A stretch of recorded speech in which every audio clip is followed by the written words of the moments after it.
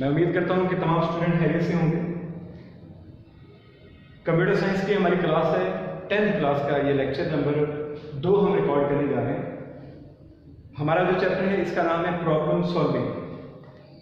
जैसे कि पिछले लेक्चर में मैंने आपको प्रॉब्लम के बारे में, प्रॉब्लम सॉल्विंग के बारे में इन डिटेल बताया था, और साथ में हमने प्रॉब्लम सॉल्विंग के जो 9 फेजेस हैं उसमें से जो पहला फेज है प्रॉब्लम आइडेंटिफिकेशन, इसके ऊपर हमने कुछ बात की थी। तो थोड़ा सा इस पर भी बात कर लूँगा, और नेक्स्ट जो हमारा फेज है उसके ऊपर इंशाल्लाह आज बात होगी। प्रॉब्लम सॉल्विंग में जो पहला फेज है प्रॉब्लम आइडेंटिफिकेशन, क्या मतलब इसका? प्रॉब्लम आइडेंटिफिकेशन का मतलब यह है कि जो काम, जो असाइनमेंट आपके जुम्मा है, उसको परफॉर्म करने से पहले ये समझना जरूरी है कि वो प्रॉब्लम, वो असाइनमेंट, वो काम है क्या। अगर हम प्रॉब्लम को अच्छे तरह से, सही तरीके से आइडेंटिफाई नहीं कर पाएंगे तो हम उसका अच्छा सॉल्यूशन भी, सही एक्यूरेट सॉल्यूशन भी प्रोवाइड नहीं कर पाएंगे। सो प्रॉब्लम को आइडेंटिफाई करना, उसको समझना बहुत जरूरी है। प्रॉब्लम आइडेंटिफाई हो जाने के बाद नेक्स्ट हमारा जो फेज है वो है specify requirement. Being a student of computer science, हमारी तमाम तर जो केस स्टडीज होंगी, हमारा प्रॉब्लम सॉल्विंग का जो टॉपिक है, इसमें हर एक फेज को कंप्यूटर के साथ रिलेट करके हम चलेंगे। तो प्रॉब्लम एक्चुअली वो काम है। Being a software engineer, being a student of computer science, we are the problem solver. हम वो लोग हैं जो कि प्रॉब्लम सिस्टम्स को ऑटोमेट करते हैं। तो ऑटोमेट कर देना, प्रॉब्लम को सॉल्व करना है एक्चुअली। तो हमारे पास जब कोई कस्टमर आता है, सपोज वो अपना problem, actually that is a job for us, वो हमारे पास लेके आता है कि sir this is my system and this is my business and I want to automate this business. तो हम उससे जो वो करवाना चाह रहा है, जो वो सिस्टम डेवलप करवाना चाह रहा है, पहले हम उसको अंडरस्टैंड करते हैं, देन हम टेक्निकली उससे कुछ रिक्वायरमेंट भी लेते हैं। हम ये जानने की कोशिश करते हैं कि सर आप जो है वो प्रोग्राम, वो सॉफ्टवेयर जो बनवाना चाह रहे हैं वो किस तरह का चाह रहे हैं, उसका आउटपुट कैसी होगी, उसकी इनपुट कैसी होगी, आपके जो आउटपुट फॉर्म्स हैं वो कैसे होंगे, वो किस तरह के सिस्टम पे आप चलाना चाह रहे हैं, कितनी बड़ी आपकी ऑर्गेनाइजेशन है जिसके लिए आप उसको इस्तेमाल करना चाह रहे हैं, आपको कितनी इनपुट्स उसके अंदर आपने देनी है, आपको इनपुट देने के लिए कौन से डिवाइसेस इस्तेमाल होंगे, ईच एंड एवरीथिंग हमने रिक्वायरमेंट उससे ले लेनी है इस फेज के अंदर। इसके बेसिकली रिक्वायरमेंट लेने के 4 तरीके हैं।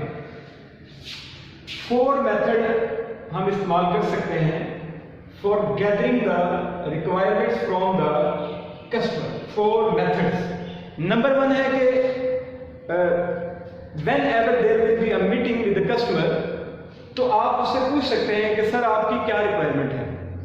Number 2, being a software engineer, being a problem solver, हम खुद भी उस बिजनेस के पास प्रैक्टिकली जा सकते हैं और उसकी ऑब्जर्वेशन कर सकते हैं। क्या कर सकते हैं? ऑब्जर्वेशन, मुशाहिदा करेंगे कि ये बिजनेस कैसे चल रहा है, ये बिजनेस कैसे रन हो रहा है, और इस बिजनेस को अगर वो मैनुअल चल रहा है या पहले से ऑटोमेटेड है तो उसमें बेहतरी की गुंजाइश कहाँ पे है।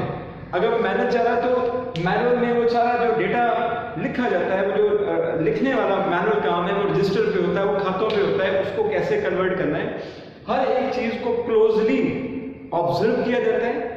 And by making that observation, we can collect the requirement from the customer. 2 चीजें होगी। नंबर 3 है, you can ask the questions in the form of a questionnaire. सवाल जवाब कर सकते हैं।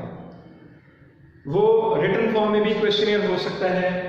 आप जो भी जुबान आपका कस्टमर अंडरस्टैंड करता है, इधर दैट इज एन इंग्लिश और उर्दू, तो आप उस फॉर्मेट में, उस फॉन्ट में वो क्वेश्चनियर बनाएं, वो सवालनामा बनाएं, और वो सवालनामा जो है वो कस्टमर को दें, कस्टमर उसको फिल करेगा, तो वहां से आपको उसकी सारी की सारी मैक्सिमम जो रिक्वायरमेंट मिल जाएंगे।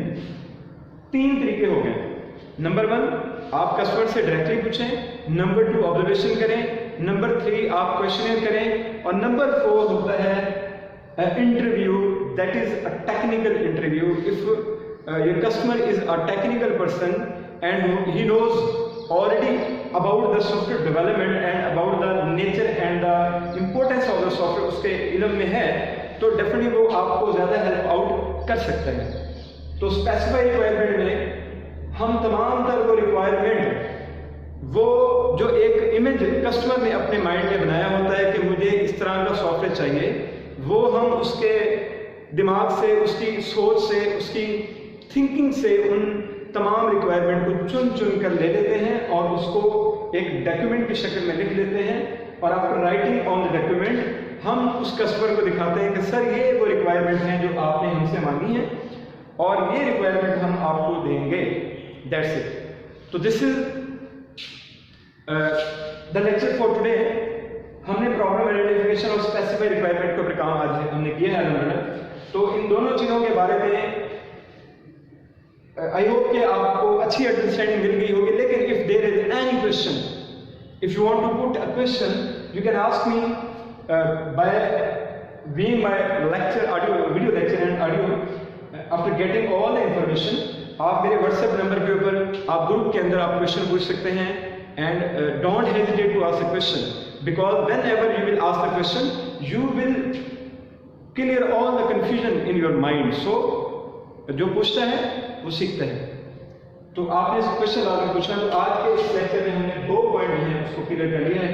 तो इंशाल्लाह थर्ड जो हमारा फेज है प्रॉब्लम एनालिसिस के ऊपर, तो इसके लिए इंशाल्लाह लेक्चर नंबर 3 में हम आपसे मिलेंगे. तब तक अपना और अपनी फैमिली का बहुत ख्याल रखिएगा. अल्लाह हाफिज़.